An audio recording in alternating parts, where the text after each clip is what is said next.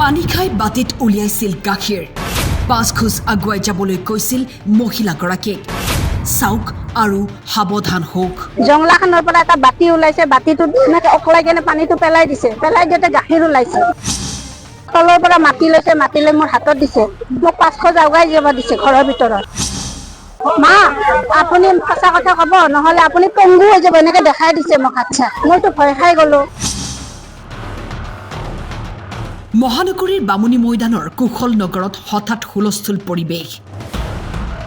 গেৰুৱা হাজত এইজন পূজাৰী নামত বাবা কিন্তু নাজানে ওম নমঃ শিৱায়ৰ বাহিৰে একো এটা মন্ত্ৰ आपको गायत्री मंत्र आता है? गायत्री मंत्र तो ये भोले बाबा ओम नमो शिवाय हम अनपढ़ हैं हम पति ओम नमः शिवाय गायत्री मंत्र है क्या? সুদূৰ হাৰিয়ানাৰ পৰা পূজাৰীৰ বেশত অহা 2 প্ৰবঞ্চকক ৰাইজে ধৰি বান্ধি আবদ্ধ কৰি ৰাখিলে 2 প্ৰবঞ্চকে এনে কাণ্ড কৰিলে যিশুনি আপুনিও হ'ব আচৰিত মহিলাগৰাকীৰ ঘৰত কোনো নথকাৰ সুযোগ লৈ এক বিশেষ কায়দাৰে লুটি লৈ গৈছিল নগদ 20,000 টকা আৰু লক্ষাধিক টকাৰ সোণৰ অলংকাৰ আৰু এটা টোপোলা হাতত দি কৈছিল আলমাৰীত ভৰাই থবলৈ এসপ্তাহৰ পিছত দেখিব টকা আৰু সোণৰ অলংকাৰ সকলো ডাবল হ'ব ঘটনাটো কি হৈছিল মানে সেইদিনাখন আছিল অম্বুবাচী মেলা আছিলে অম্বুবাচী মেলা যোৱা এসপ্তাহ হৈছে এসপ্তাহ পিছত এই সাধু বাবাজন আহিছে অহাৰ পিছত মোক কৈছে কি বাইদেউ মা কৈছে মা এগিলাচ পানী দিয়ক এনেকৈ কৈছে তেতিয়া মই পানী এগিলাচ দিলোঁ দিয়াৰ পিছত পানী গিলাচ খালে খাই মুখখন অখালি লৈ গোটেইখিনি খালে খাই লাষ্টৰ পানীখিনিত এতে এখন জংলা আছিলে জংলাখনৰ পৰা এটা বাটি ওলাইছে বাটিটো এনেকৈ অকলাই কেনে পানীটো পেলাই দিছে পেলাই দিওঁতে গাখীৰ ওলাইছে তাৰে পিছত তলৰ পৰা মাটি লৈছে মাটি লৈ মোৰ হাতত দিছে মোক 5 খোজ আগুৱাই যাব দিছে ঘৰৰ ভিতৰত গ'লো তাৰে পিছত এটা মুক্তা ওলাইছে তাৰ পিছত মোক কৈছে আপুনি কোন ভগৱানক ভাল পায় তেতিয়া মই কৈছো মই ভগৱানক কৃষ্ণকে ভাল পাওঁ তেতিয়া সি কি কৰিছে এটা 1 টকা পইচা দিছে মোক হাতত 1 টকা দি কেনে তেতিয়া মই আৰু 5 খোজ আগুৱাই যাব দিছে 5 খোজ আগুৱাই গ'লো আগুৱাই যোৱাৰ পিছত এটা পিতলৰ এটা ইমানখিনি টকা ওলাইছে সেইটো কৃষ্ণৰ এটা হেৰি আছে ছবিৰ নিচিনা আছে তাৰপিছত কৈছে কি বাইদেউ মা আপুনি সঁচা কথা ক'ব নহ'লে আপুনি পংগু হৈ যাব এনেকৈ দেখাই দিছে মোক আচ্ছা মইতো ভয় খাই গ'লো কৈছে আপোনাৰ গিৰিয়েক আছে নেকি মই কৈছো নাই মোৰ মতাটো মৰিছে ল'ৰা এটা আছে ল'ৰাটো অলপমান ওলাই গৈছে এনেকৈ কৈছে তাৰে পিছত কৈছে কি আপুনি সঁচা কথা ক'ব আপোনাৰ সোণৰ বস্তু কি আছে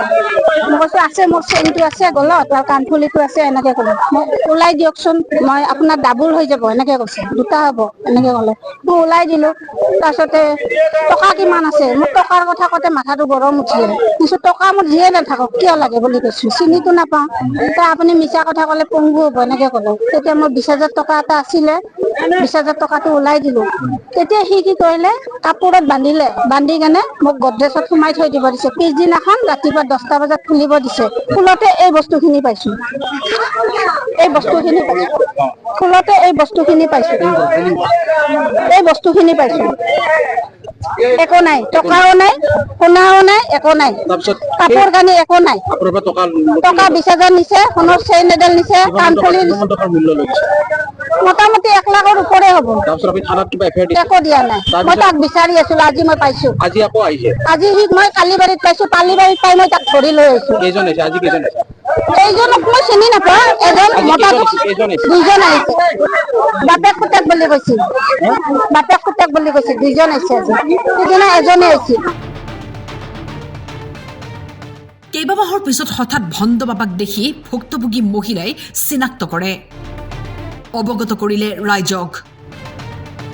স্থানীয় ৰাইজে 2জনকে ধৰি বান্ধি আবদ্ধ কৰি আৰক্ষীক দিলে খবৰ আপোনাৰ যোনটো সুধিছে সঁচা কথাখিনি ভুল নহয় তেখেতলোকে এনেকৈ আহি থাকে আহি দুখীয়া মানুহ ঘৰত সোমাই দুখীয়া নহয় বহুত ডাঙৰ মানুহটো ঘৰতো সোমাই কেনে গিৰিয়েক নাথাকাৰ সুবিধা বহুতে আপোনাৰ মাইকী মানুহ অকলে থাকে অকলে থকাতে কি হয় এটা সেইকাৰণে ওম নমঃ শিৱায় বুলি ক'ব মাতিব আপোনাৰ কিবা দুখ চুখ হৈছে বা ল'ৰা ছোৱালী কিবা বেমাৰ চেমাৰ হৈ আছে বেমাৰ হ'লে মানুহ অলপ এনেও কমজুৰি থাকে মনত এই কিবা তাবিজ দিম বুলি কৈ দিয়ে তাৰপিছত অলপ বহি পানী খাব পানী খোৱাৰ পিছত আকৌ ক'ব আপোনাৰ ঘৰত কিবা বস্তু আছে নেকি বস্তুবোৰ ডবল কৰি দিম বুলি কয়